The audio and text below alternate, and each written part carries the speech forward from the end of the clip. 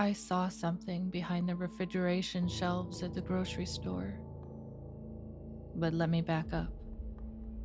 You know, when you're at home after a long day at work and you're just bone tired and ravenous for the bleak dinner that you've been looking forward to all day, but then you realize that you're cleared out of food. Nothing in the pantry, nothing in the fridge. And you thank God or whoever you believe in that the grocery store around the corner doesn't close until 10. Okay, so that was my Friday night last week. I know it's not a Friday night to brag about, but it's how I ended up at the grocery store at closing time. Anyway, it was 9:50 and I was desperate, so I shoved my feet into some slides and pulled on a ratty flannel and bent against the borderline torrential downpour outside. The sprint to the sliding automatic door of the G-Mart was completely deserted, and the street lights had already been triggered to turn on to provide a flickering path through the curtains of rain. When the door registered my presence, it banged open, rattling the cracked plastic and echoing down the empty street. Finally, shielded from the elements, I could shake out my hair and slosh the water out of my shoes, splattering the linoleum tile with droplets. Checking my watch, I saw it was already 9:55 p.m., and my gut twisted, knowing I would either be kicked out or force the employees to stay overtime in this sorry excuse for a store. This grocery store was bare bones.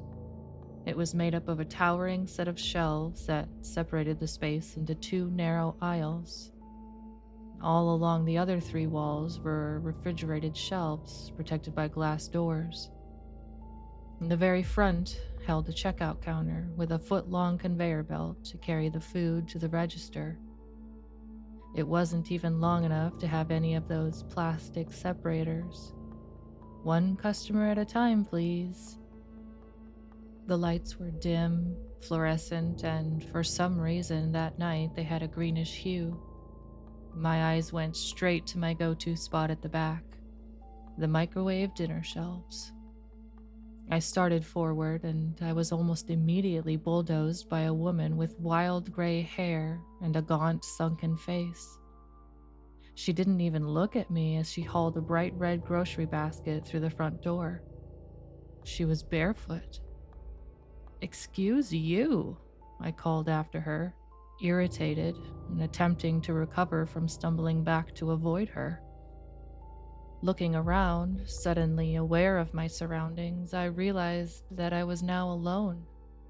There wasn't anyone at the register, and the stool behind the counter sat empty. I couldn't hear any footsteps or shuffling in the aisles, only the buzzing sound of the lights as they fought to stay on and the drum of the rain outside. "Hello?" I ventured, not as confidently as I would have liked, but we are all friends here, so I won't kid you. When no one responded, I started forward towards my dinner. I figured they had just stepped out to go to the restroom or had gone to the back, assuming there was a back. Maybe they had to run to their car. I squatted down to the lowest shelf and swiped up a classic meatloaf for one. And with the box tucked under my arm, I stood. Directly in front of me, on the other side of the shelves of refrigerated boxes, in the dark, dark recesses of the Beyond the Cold section, was a pair of shiny, reflective eyes, looking straight at me. I stumbled back, dropping my meatloaf, and the eyes blinked out. They had been shiny and otherworldly, like a coyote at night. They had been at eye level and had been round and large, not like a person, not like a G-Mart employee. I know this sounds like the momentary hallucination of a lonely guy who forgot to take his meds and freaked himself out alone at night in the rain. But it's not. I wish it was, but just hold on. I'm not expecting you to believe me, but just imagine if you were in my shoes and this was real. Laying on the floor, shaking in my slides, I stared into the abyss of the refrigerated section. The door was stuck open from when I had pulled it all the way out to its full range of motion so I could root around on the low shelves. The chill from inside wafted out, crystallizing the air and yanking goosebumps from my exposed skin, still damp from the rain. Behind the shelves and boxes of frozen food was pitch black, but staring back into the dark emptiness, dread curled in my throat and a pit formed in my stomach as a pair of shiny yellow eyes blinked open above the second to bottom shelf, eye level with me, watching. I scrambled back with a yelp and they blinked at me slowly. Over the crackling loudspeakers, I could hear the faintest buzz of a tinny rendition of Closing Time by Semisonic ringing out. Sliding my eyes to the watch, it flashed 10 o'clock at me. Closing time. I clambered to my feet, abandoning my dinner, and stumbled backwards, without taking my eyes away from the blinking gaze, now back at my standing eye level. I stared as another pair of shiny eyes blinked into existence beside the original pair, and another one, and another one. My heart and my mind were racing. What was back there? Not people. Were there animals? Mutant rats? Bats? Monsters? And why were they just staring at me? To my right, I heard a scuffling noise. Daring to look away from whatever was looking at me, I slid my gaze to trace the sound. And behind the refrigeration shelves on the wall to my right, I saw a pale, slender hand delicately wrap around a bottle of orange soda.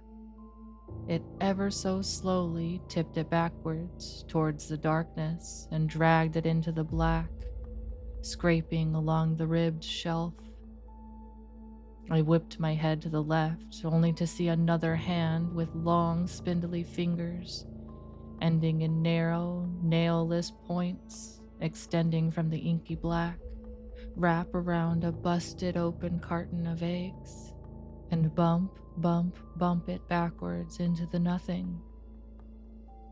I am not ashamed to say that I hightailed it. I spun around like a cartoon character in a cloud of dust and sprinted for the automatic door. The automatic door, whose green power light was now a dull off, whose push in case of emergency sign turned out to be a handwritten sticker added for what I only assume is legal reasons, but clearly not safety reasons. It wouldn't budge. I kicked it and pounded on it, but the hard plastic would not even rattle in its tracks, like it had earlier when I walked in.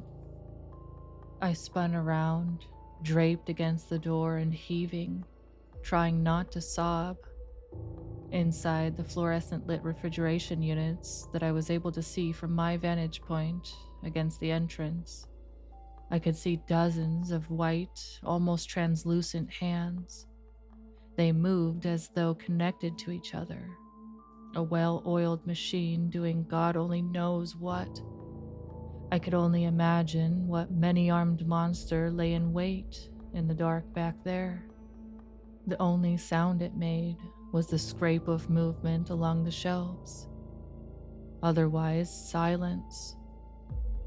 Desperately searching my mind for an idea, I gripped my hair with my hands and tried to keep the panic-induced bile down.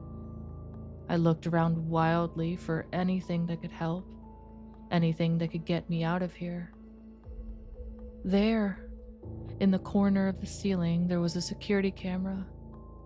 It was pointed at the front door, clearly to discourage shoplifting. There was a little red light, and it was actually blinking. If there was a security camera that was actively recording, then there was probably an office or a security room or something. I scooted to my left along the wall, trying not to look at the hairless arms connected to wrinkled hands, until I reached the corner of the store. I could see straight down the aisle, all the way to a simple wooden door along the back wall. An office. Holding my breath, I steeled myself. I squeezed my eyes shut so tight I saw stars behind the lids. Then I ran.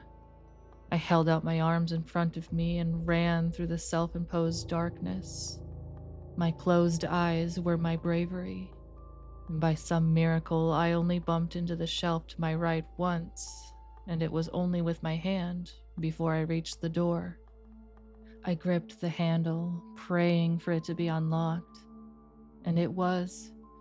I flung the door open and stumbled in, slamming it closed behind me and smashing the push-button lock into place. I fumbled for a light switch, and when I found it, it revealed the broom closet of an office. No windows, but there was a door across from me that gave me such a surge of hope I almost fainted right then and there. The rest of the room boasted a very small desk with an ancient desktop computer on it and a folding chair. The shabby furniture blocked an easy path to the other door, and as I was clambering past it, the computer whirred to life.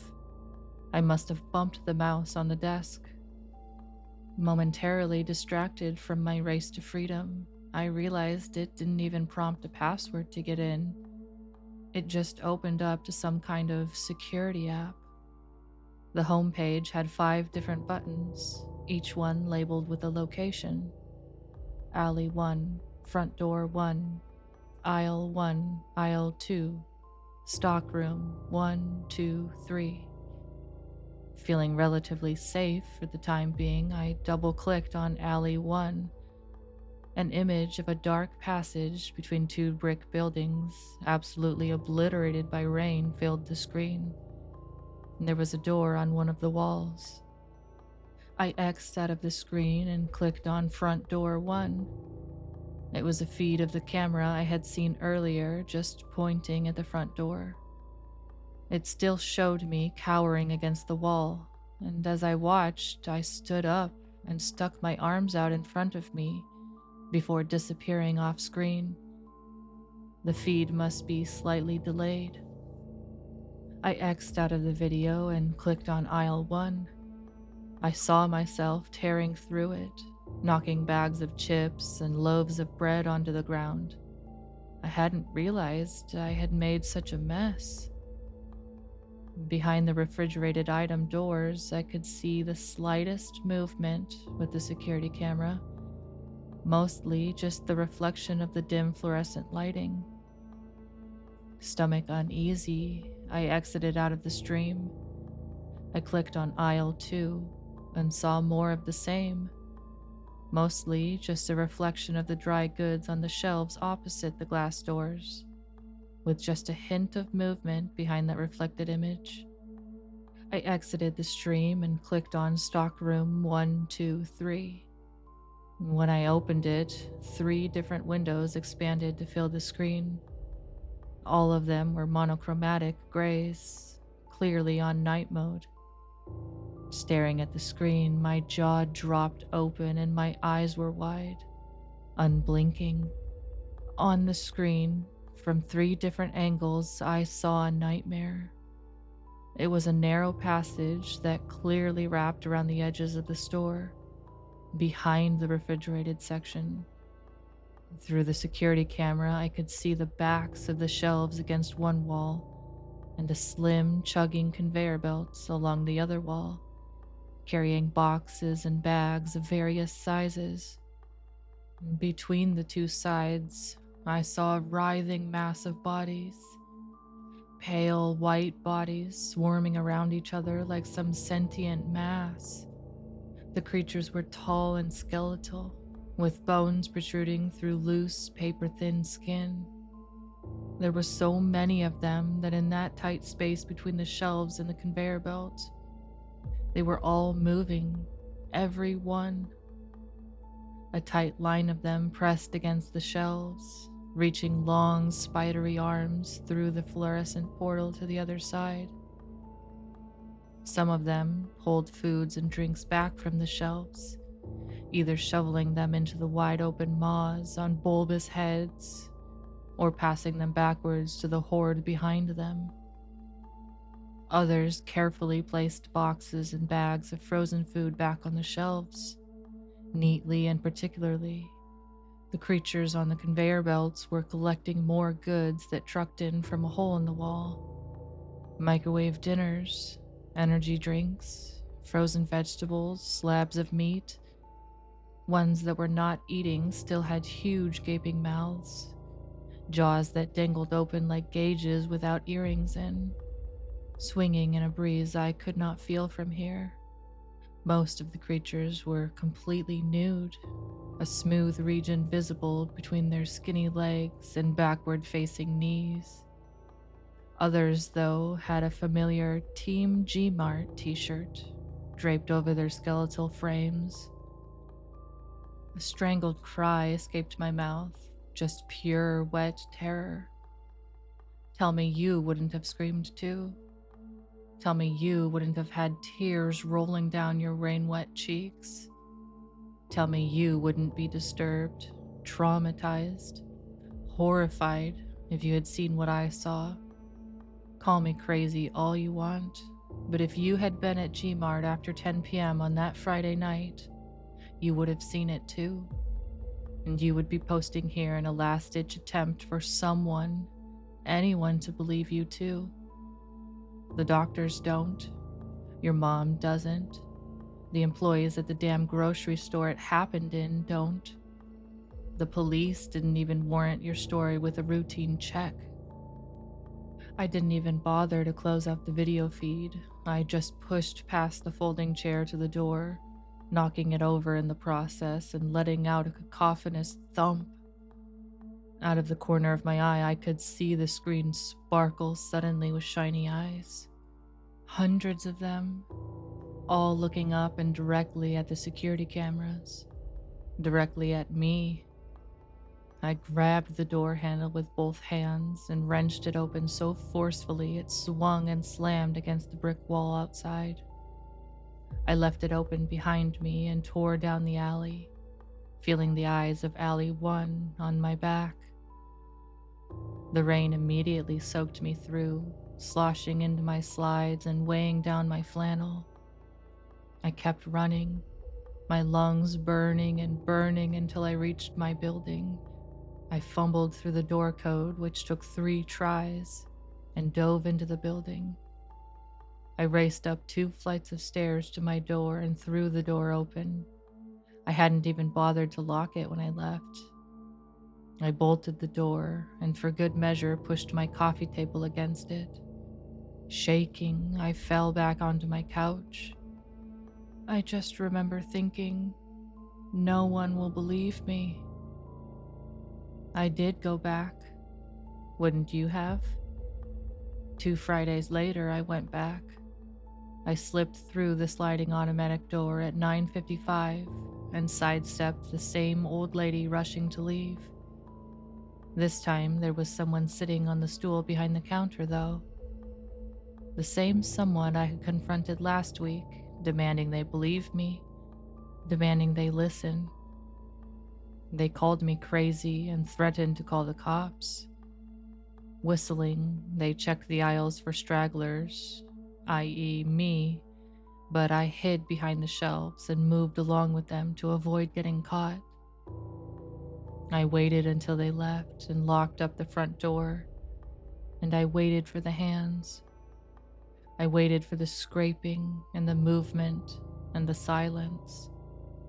I have gone back a few more times since then, actually. And I don't know what would help you to believe me more. If I told you that I saw them every time I went back, or if I told you I never saw them again.